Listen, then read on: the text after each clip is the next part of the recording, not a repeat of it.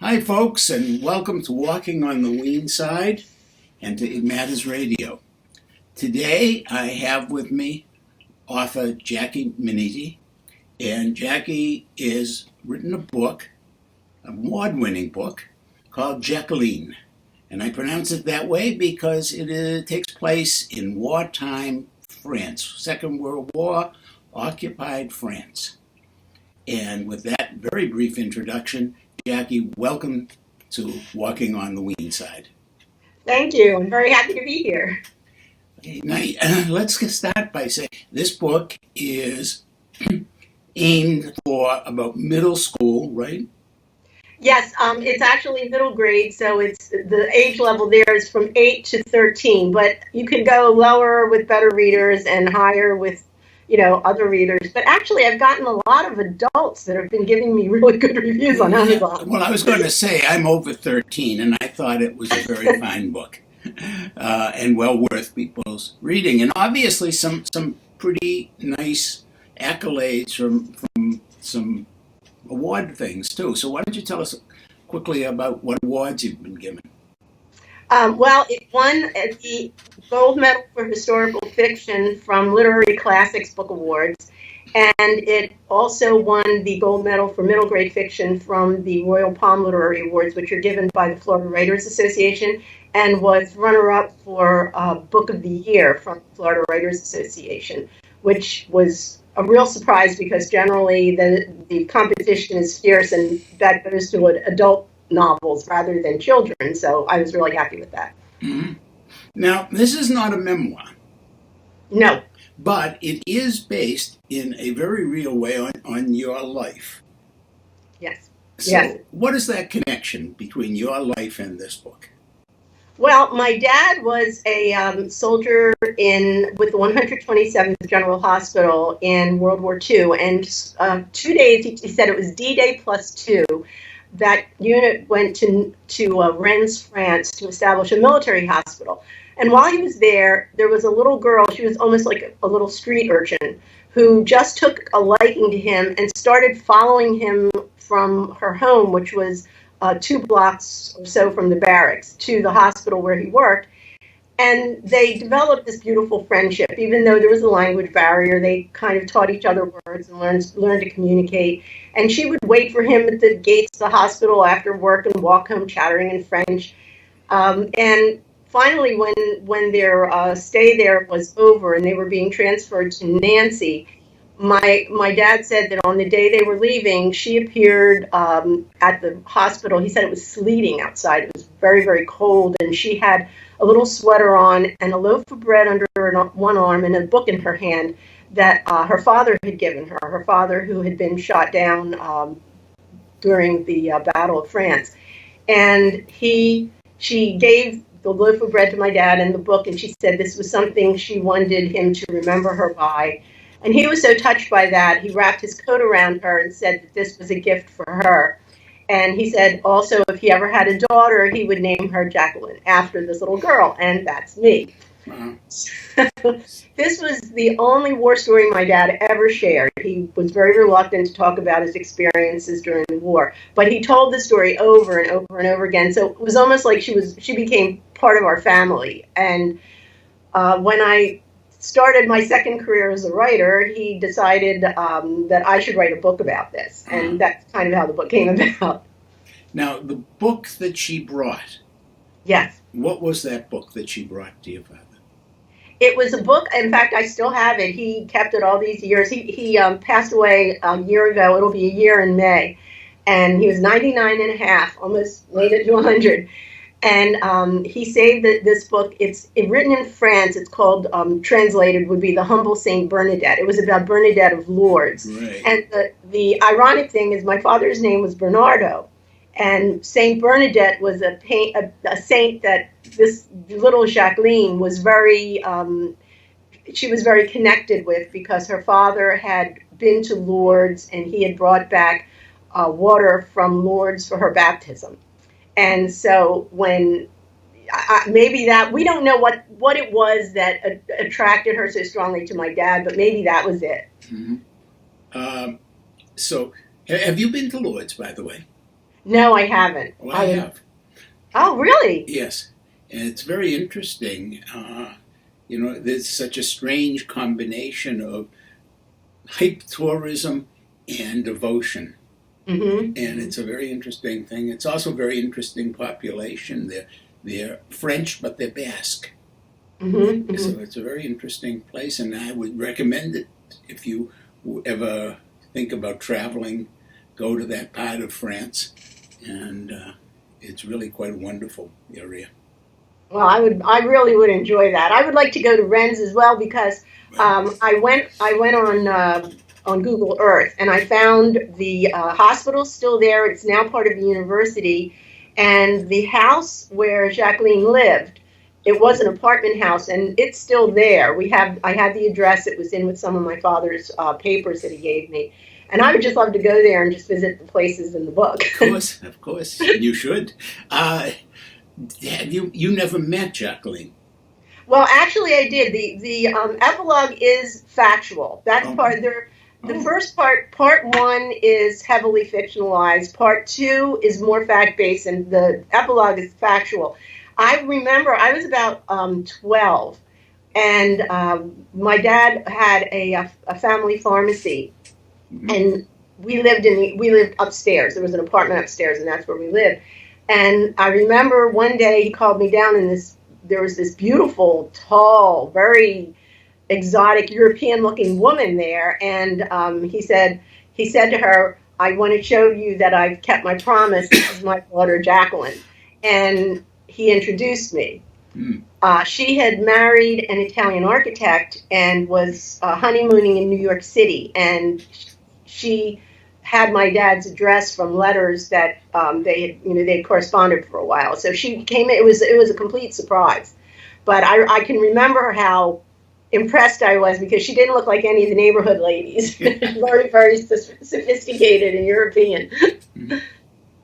Amazing that she had survived being through that war and those conditions, and managed to find her way in the world that way. It's a promise of hope in that.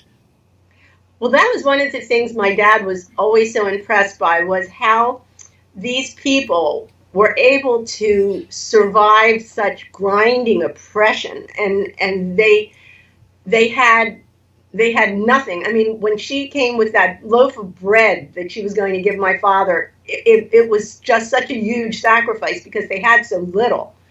And he was so impressed by their resilience. Do you know what had happened to the real Jacqueline's father? He was that part is factual. He was shot down. He was part of the French resistance. He was a pilot, Hmm. and he was shot down on that day. That we have that as documented fact. So when the story begins, it begins the day that her mother finds out that the father was shot down, and they never did recover his remains. Oh So my! But that part is true. so this is a story of real loss and overcoming that loss, and it's really just before D-Day, period before Yes. D-Day, which of course you have to fictionalize because you couldn't know much about. Hmm. Then next part is after D-Day when Jacqueline, this little girl, meets this American pharmacist who is Hmm. modeled rather closely after your father. Yeah, it is completely modeled. Yeah. Right.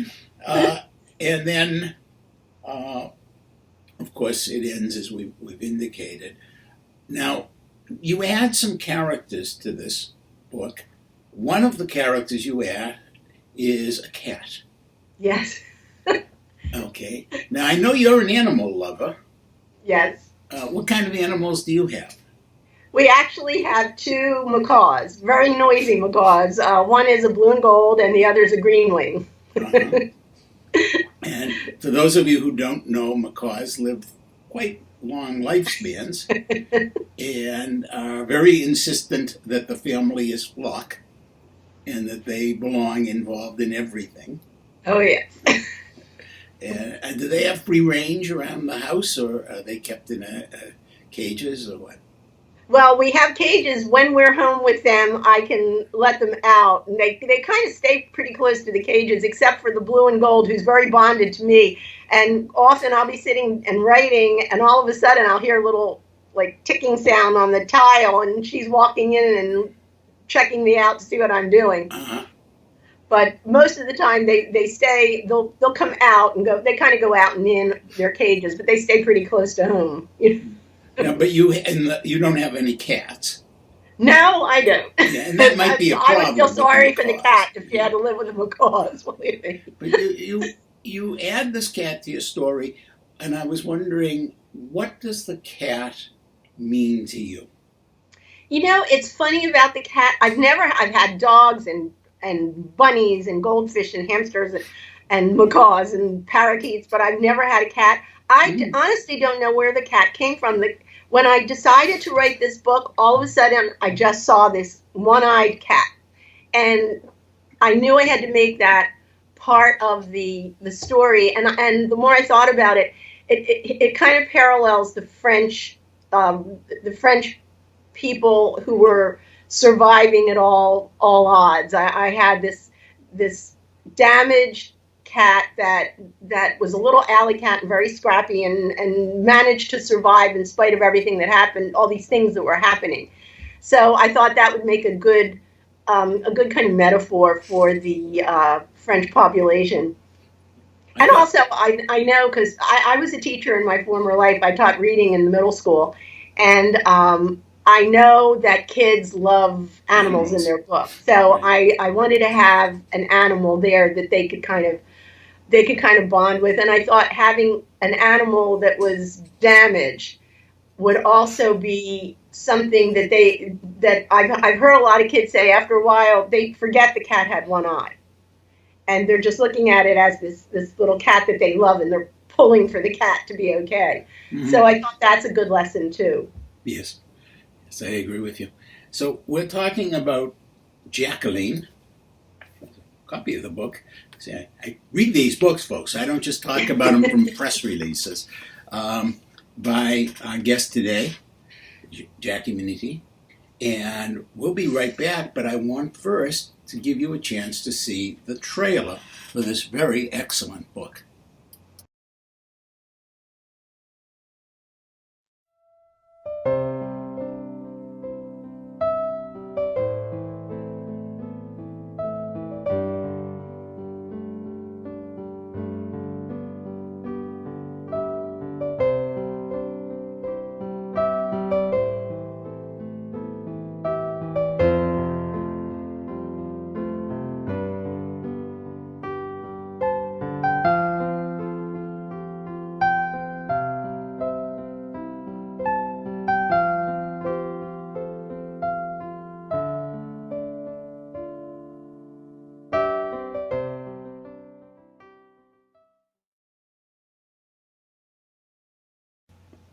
Welcome back to Walking on the Weene Side.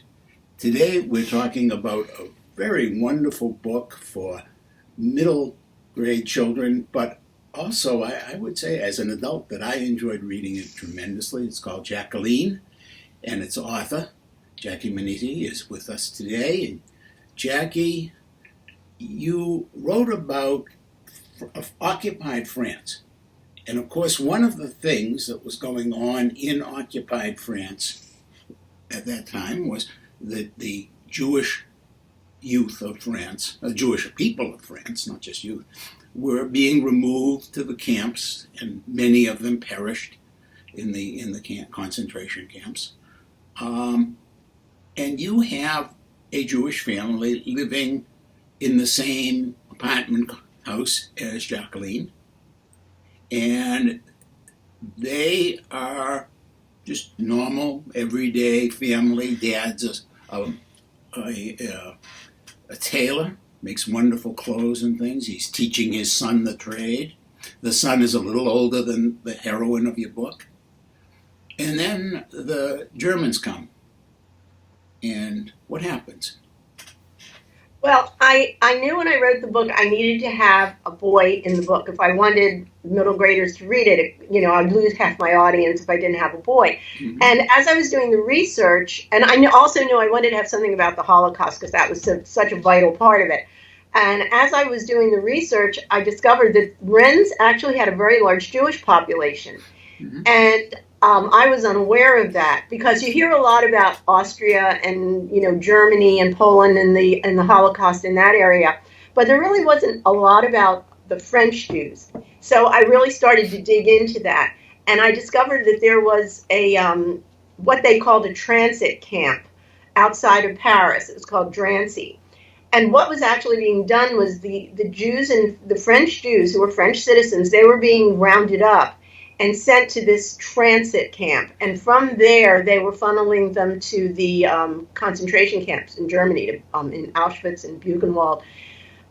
So I thought, gee, that's something interesting because I really didn't know about that. So I wanted to include that. And that's where David came from. And I also, as I was researching, found out that the Catholic clergy and a lot of the French Catholics were very instrumental in trying to hide these people, their neighbors and their friends, and they with some of the children, they would take them in and hide them in plain sight and pretend they were part of their families, and the clergy would try to hide them from the Germans, and often to their own peril, because if they were caught doing that, they would be executed. Right. And I thought, gee, what a lovely idea to have that in the story, to show that even though people were from different religious backgrounds, Mhm. that they were able to come together through their common humanity and risk their lives to help each other. I just thought that would be a really good lesson to include in the story. So Jacqueline's mother takes David in when the rest of the family are taken. Mm-hmm. She takes David in, makes believe he is a relative. Yes. And although we don't know it early on, the reader doesn't know that early on. Along the way, we do learn that the priest and the nun who was teaching Jacqueline in school, that they know this. Mm-hmm. And the other thing is that right upstairs in the same apartment house, there's a collaborator, a woman who is perhaps not helping the Nazis, but is trying to survive by befriending them. And does she know? You never spell that out in the book, but what do you think? Do you think she knew who David was? Yes, she did. I think she kind of She recognized. lived there, yeah. Even though, and then all of a sudden with this funny, disguise, which we'll let people read about that in the book. But she probably would have seen through that and knew, and yet she doesn't say anything. Yvonne Jamay was probably the character that I found the most challenging to write about. I know that kids that age tend to see things in blacks and whites and not in shades of gray, and I wanted to have her be the shade of gray. Because my dad actually, part of his files, he has pictures of a group of those young girls after the liberation, and they were just treated unmercifully by the population. People were furious with them. They saw them as traitors. They saw them as treasonous. They really, the one picture that I recall is just a group of these women with their heads shaved and paint splashed on them, and they actually had to. The Americans had to actually save them from the population. Yes. And I want to compliment you on that, by the way. That, it would have been very easy and tempting, I think, for an author writing this book to have made this goody-goody kind of thing, have thrown a goody-goody in there, and no, Jacqueline's mother goes over and says, no, she wasn't really, she saved, and you resist that temptation, and I think much to your credit as an author. Oh, thank you.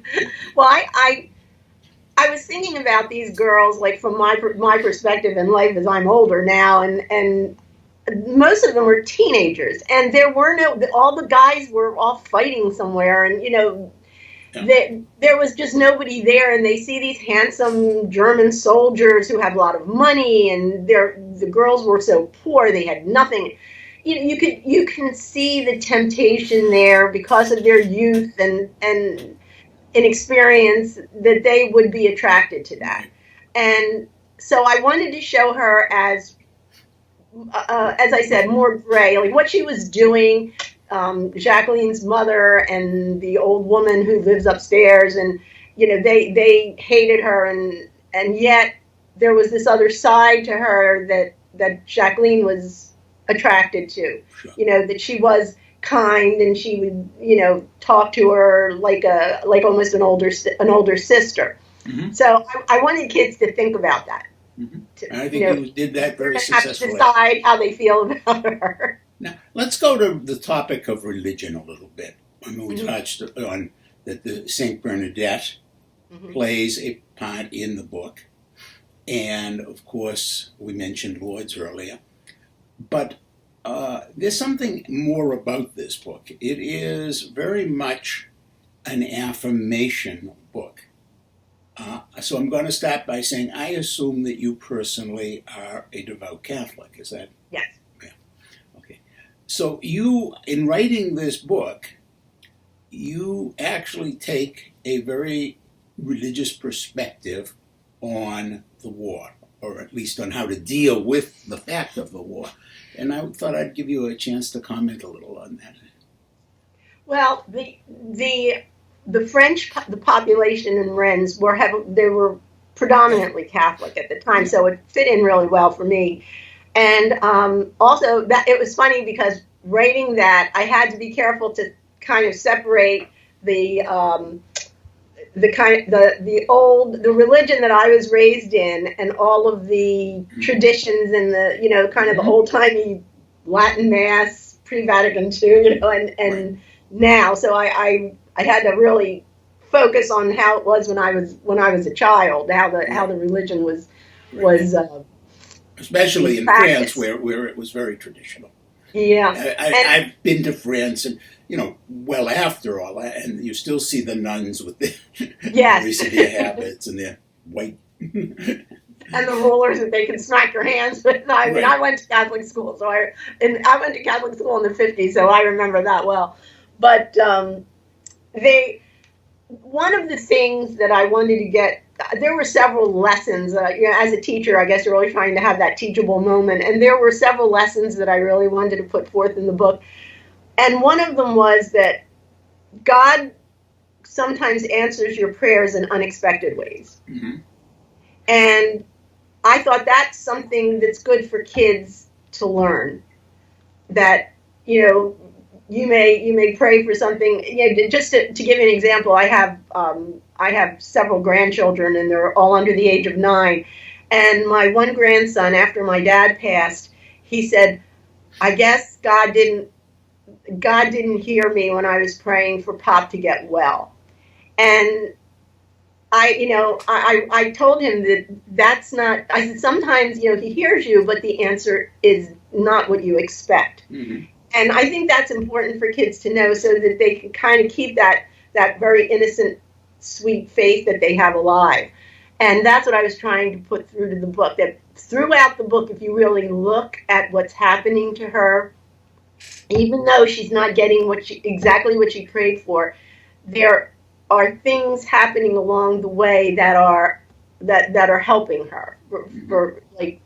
For example, the nun, even though she didn't, the nun was like almost a nemesis, the one that's she was somebody who was helping. And David, even though they didn't get along, it turned out that he was somebody who actually helped to save her, and this soldier who almost was a surrogate for her father entered her life. So I was hoping kids will see that connection. Mm-hmm.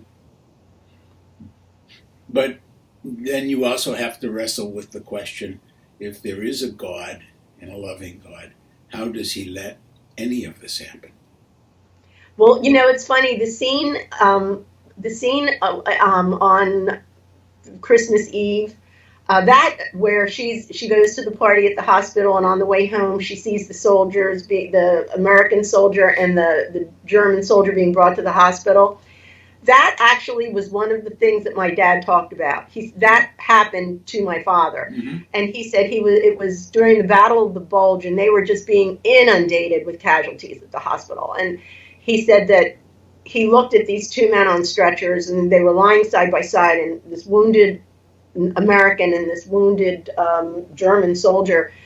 And he thought to himself, here they were trying to kill each other a few hours ago, and now they're brought here and we're supposed to save both their lives.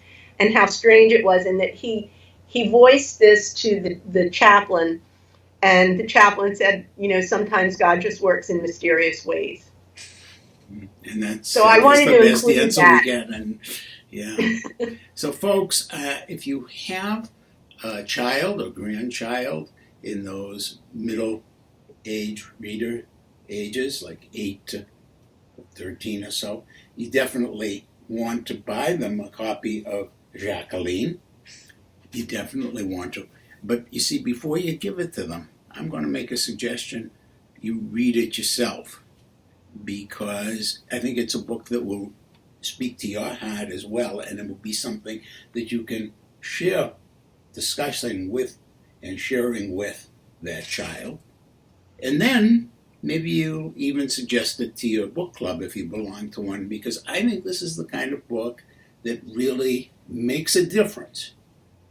And that's why I've been so happy today to have Jacqueline Minitti, the author of Jacqueline, with me today on Walking on the Weene Side. And have a wonderful, wonderful read.